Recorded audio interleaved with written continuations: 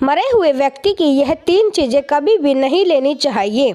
एक समय की बात है, एक बार देव ऋषि नारद यमराज से प्रश्न पूछते हैं, हे धर्मराज, मेरा प्रश्न यह है कि जिस प्राणी की मृत्यु होती है वह अपने साथ कौन कौन सी चीज़ें ले जाता है और मृत्यु के बाद उस प्राणी की कौन सी वस्तुओं का प्रयोग दूसरे मनुष्यों को नहीं करना चाहिए। इस पर यमराज कहते हैं, हे देव ऋषि, आपने उचित ही प्रश्न किया है।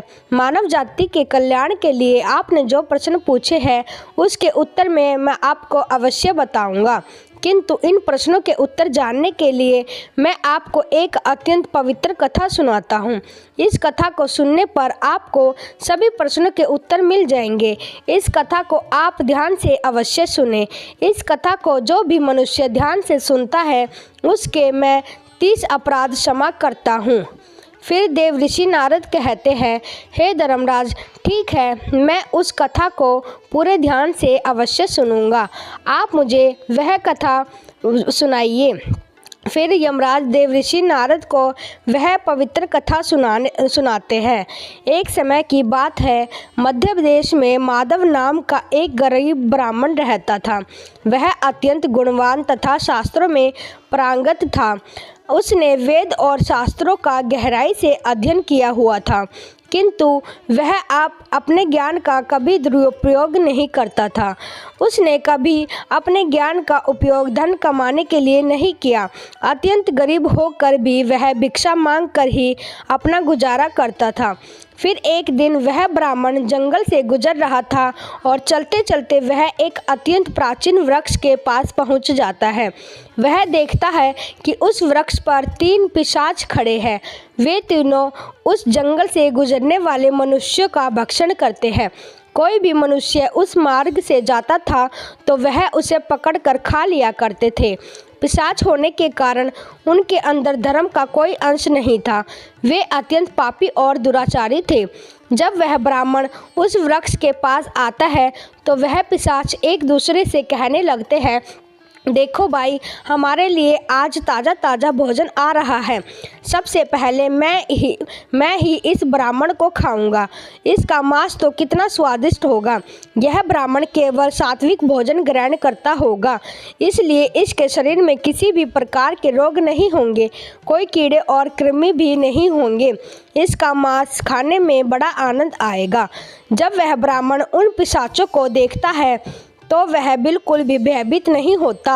वह ब्राह्मण भगवान विष्णु का परम भक्त होता है और वह हर समय श्री हरि विष्णु का नाम जपता रहता था, इसलिए उसे किसी से भी कोई भय नहीं लगता था। उन पिशाच को देखकर भी ब्राह्मण भयभीत नहीं हुआ और उन पिशाच की ओर देखते हुए उन्हें प्रणाम करने लगता है और कहता है, हे पिशाच, तुम्हें नमस्कार है। उस ब्राह्मण का ऐसा विचित्र व्यवहार देखकर पिशाच हैरान रह जाते हैं और उस ब्राह्मण से कहने लगते हैं, हे महात्मा, आप कौन हैं और इस वन में अकेले क्यों भटक रहे हैं? हम पिशाच को देखकर भी आपको जरा सा भी भय नहीं लगा। बड़े बड़े शूरवीर योद्धा भी हमें देखकर थर थर काँपने लगते हैं, हमें देखकर डर कर भागने लगते हैं, किंतु आपके मन में किसी भी प्रकार का भय नहीं दिखाई पड़ रहा है। आपके सानिध्य में आने पर हमारी भूख भी समाप्त हो चुकी है। हम तो आपको भोजन समझकर प्रसन्न हो रहे थे और आपके खाने वाले थे। फिर वह ब्राह्मण कहता है, हे पिशाच, मुझे आपसे बिल्कुल भी भय नहीं लग रहा है, क्योंकि मैं जानता हूँ कि भगवान हमारे साथ हैं और उनकी इच्छा के बिना तो पेड़ का पत्ता तक नहीं हिलता। यदि मेरी मृत्यु आप पिशाच के द्वारा ही होनी है तो मुझे यह भी स्वीकार है। ईश्वर ने मेरे भाग्य में जो भी लिख दिया है वह मुझे मंजूर है। यदि मुझे खाने से आपकी तृप्ति होती है तो मैं इसे मेरा सौभाग्य समझूंगा। इस संसार के प्रत्येक प्राणी को सुख प्रदान करना और उनकी तृप्ति करना ही प्रत्येक मनुष्य का कर्तव्य है। पिशाच भी ईश्वर द्वारा ही बनाए हुए हैं, इसलिए मैं आपकी निंदा भला कैसे कर सकता हूँ। ब्राह्मण के ऐसे वचन सुनकर सभी पिशाच आश्चर्यचकित हो जाते हैं और उस ब्राह्मण से कहने लगते हैं, हे ब्राह्मण देवता, आपके वचन अत्यंत सुंदर है, जिसे सुनकर ही हमारी तृप्ति हुई है। हम आपका भक्षण नहीं करेंगे। कृपा आप हमें बताइए कि आप कौन हैं और किस कारण से आप इस वन में भटक रहे हैं। तब वह ब्राह्मण कहता है, हे पिशाच, मेरा नाम माधव है और मैं प्रभु श्री हरि विष्णु की भक्ति करने के लिए इस वन में उचित स्थान खोज रहा था, किंतु आपको देखकर लगता है कि आप बहुत कष्ट में हैं। मुझे बताइए कि किस कारण से आपको पिशाच बनना पड़ा। यदि मैं आपकी कोई सहायता कर सकता हूँ तो आप अवश्य कहें। मैं अपने सामर्थ्य के अनुसार आपकी जो भी हो सके मदद अवश्य करूँगा। ब्राह्मण की ये बातें सुनकर सभी पिशाच हैरान रह जाते हैं और कहने लगते हैं, हे ब्राह्मण देवता, आपको बार बार प्रणाम। हम तीनों पिशाच हमारे पाप कर्मों के कारण ही बने हैं।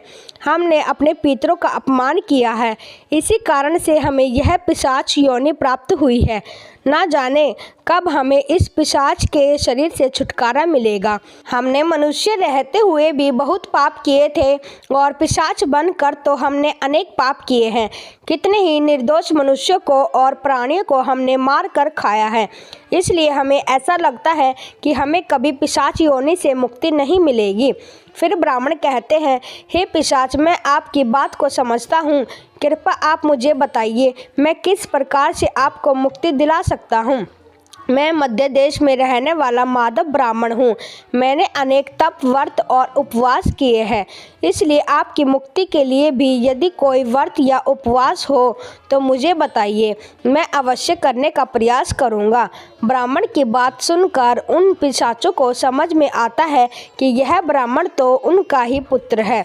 वे पिशाच उस ब्राह्मण के दादा परदादा हैं, जो पाप करने के कारण पिशाच बने हुए हैं।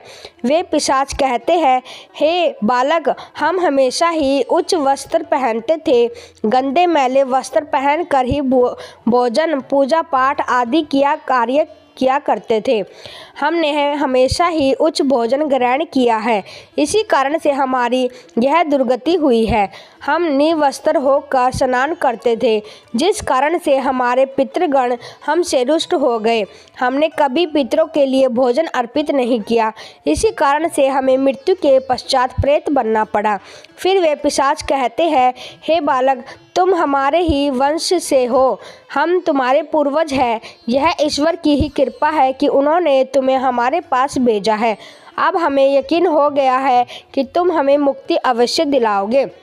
हे बालक, तुम अभी जाओ और हमारी मुक्ति के लिए उपाय करो। अपने पूर्वजों की ऐसी दशा देखकर वह ब्राह्मण अत्यंत दुखी हो जाता है और सोचने लगता है कि प्रत्येक मनुष्य का यह निहित कर्म है कि वह अपने पूर्वजों को मुक्ति दिलाने के लिए कार्य करे। वह ब्राह्मण उन पिशाचों को वचन देता है और कहता है, हे पिशाच, मैं आपकी मुक्ति के लिए अवश्य उपाय करूँगा।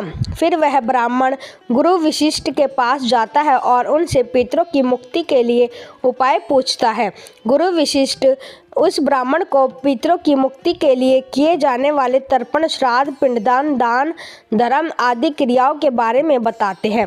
फिर वह ब्राह्मण पवित्र नदी के तट पर जाकर अपने पूर्वजों के लिए वे सभी कार्य करता है जो गुरु वशिष्ठ ने बताए थे। वह ब्राह्मण पहले नदी के पवित्र जल में तर्पण करता है, फिर नदी के तट पर बैठकर पिंडदान करता है और उसे जो कुछ भी हो सके उसी के अनुसार दान धर्म करता है। इस प्रकार से उस ब्राह्मण के द्वारा तर्पण तथा दान धर्म करने से वह सभी पिशाच मुक्त हो जाते हैं और स्वर्ग की ओर जाने लगते हैं। फिर धर्मराज देवऋषि नारद से कहते हैं, हे देवऋषि, इसीलिए मनुष्य को कभी उच्च वस्त्र नहीं पहनने चाहिए, अर्थात गंदे और मैले कपड़े नहीं पहनने चाहिए। कभी उच्च भोजन ग्रहण नहीं करना चाहिए।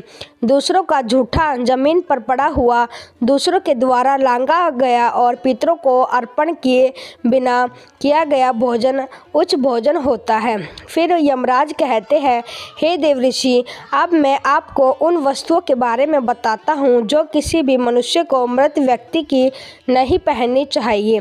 हे देवऋषि, मनुष्य इस संसार में जन्म लेकर कई भौतिक सुखों की मोह में पड़ जाता है। मृत्यु के बाद भी उसका इन वस्तुओं के प्रति मोह नहीं छूटता है। जब तक मनुष्य सांसारिक वस्तुओं का मोह त्याग करके संपूर्ण रूप से ईश्वर को अपना नहीं लेता, तब तक वह अलग अलग योनियों में जन्म लेकर पृथ्वी लोक पर ही भटकता रहता है। कभी कभी यह मोह इतना अधिक होता है कि वह मृत्यु के बाद भी इसी पृथ्वी लोक पर भ्रमण करता रहे, अर्थात वह प्रेत योनि धारण करता है। यदि किसी मनुष्य की अकाल मृत्यु हो जाती है तो वह भी प्रेत योनि में चला जाता है और प्रेत बनकर वह अपने ही परिवार के लोगों को दुख देने लगता है। कई बार मनुष्य अपने मित्र परिजनों की वस्तुओं को उनकी याद में अपने पास रख लेते हैं या उनकी वस्तुओं का उपयोग भी करने लगते हैं, लेकिन मनुष्य को मृत व्यक्ति की कोई भी वस्तुओं का उपयोग नहीं करना चाहिए, क्योंकि उन वस्तुओं के साथ उस मृत व्यक्ति की ऊर्जा जुड़ी होती है। उस मृत व्यक्ति का उन वस्तुओं के प्रति मोह बहुत अधिक होने के कारण वह मृत्यु के बाद भी उन वस्तुओं से जुड़ा रहता है, और यदि कोई इन वस्तुओं का प्रयोग करता है तो उसे कई परेशानियों का सामना करना पड़ता है। वह मृत आत्मा उसे कई प्रकार से कष्ट देने लगती है। इसलिए किसी भी मनुष्य को मरे हुए व्यक्ति की चीज़ों का इस्तेमाल कभी नहीं करना चाहिए। मनुष्य चाहे तो उन वस्तुओं को संभाल कर अपने घर में रख सकते हैं अथवा उन चीज़ों को नदी के जल में प्रवाहित कर सकते हैं, लेकिन भूल से भी उन वस्तुओं का इस्तेमाल नहीं करना चाहिए। उस मृत आत्मा की शांति के लिए मनुष्य उस व्यक्ति की प्रिय वस्तुओं का दान करते हैं तो यह बहुत ही शुभ होता है। सबसे पहले वस्तु है मृत व्यक्ति के कपड़े हैं। मृत व्यक्ति के कपड़ों का कभी भी इस्तेमाल नहीं करना चाहिए, उन्हें भूल कर भी नहीं पहनना चाहिए। ऐसा करने से मृत व्यक्ति की आत्मा उस व्यक्ति से जुड़ जाती है जो इनका इस्तेमाल करता है। मृत व्यक्ति की यादें उस व्यक्ति को सताने लग जाती है जो उनके कपड़ों का इस्तेमाल करता है, जिस कारण वह व्यक्ति मानसिक और शारीरिक रूप से कमज़ोर हो जाता है। उस व्यक्ति को अपने मित्र परिजन की ऊर्जा का एहसास भी होने लगता है। इसलिए मृत व्यक्ति के कपड़े कभी भी नहीं पहनना चाहिए। मृत व्यक्ति के कपड़े हमेशा दान कर देने चाहिए, जिससे उसकी आत्मा को शांति प्राप्त हो जाती है। दूसरी चीज़ है मृत व्यक्ति के गहने। मृत व्यक्ति के गहने भी उसके कपड़ों की तरह ही उसकी ऊर्जा के स्रोत होते हैं। मृत व्यक्ति का अपने गहनों से लगाव कपड़ों से भी कई गुना ज़्यादा होता है, क्योंकि प्रत्येक व्यक्ति गहने को खुद को सुंदर प्रतीत करने के लिए पहनता है, लेकिन जब व्यक्ति की मृत्यु हो जाती है और उसके गहने कोई दूसरा व्यक्ति पहन लेता है, तब मृत व्यक्ति की आत्मा असहज महसूस करने लगती है। वह आत्मा उस व्यक्ति को परेशान करने लग जाती है। आत्मा मोक्ष की राह पर ना जाकर इस मृत्यु लोक में अपने ही परिजनों को परेशान करने लग जाती है। इसलिए मृत व्यक्ति के गहनों का भी कभी भी इस्तेमाल नहीं करना चाहिए। व्यक्ति की मृत्यु के बाद उसके गहनों को गलाकर या अन्यथा उन्हें मंदिर में दान कर देना चाहिए। तीसरी वस्तु है मृत व्यक्ति की माला। जीवित रहते हुए इंसान अपनी माला से ही मंत्रों का जाप करता है। उसके गले की माला ही उसके जीवन भर के पुण्य की कुंजी होती है। मृत्यु के बाद व्यक्ति की माला को कभी जीवित मनुष्य को धारण नहीं करना चाहिए। उसकी माला को पवित्र नदी के जल में प्रवाहित कर देना चाहिए। पवित्र नदी उस मृत मनुष्य के सभी पुण्य को बहाकर स्वर्ग में ले जाती है। यमराज कहते हैं, हे देवऋषि, मृत्यु के बाद मनुष्य अपने साथ केवल अपने पाप और पुण्य लेकर जाता है। सभी भौतिक वस्तुओं को यहीं पर छोड़ जाता है, इसलिए उसे कभी उन वस्तुओं के प्रति अत्यधिक मोह नहीं करना चाहिए।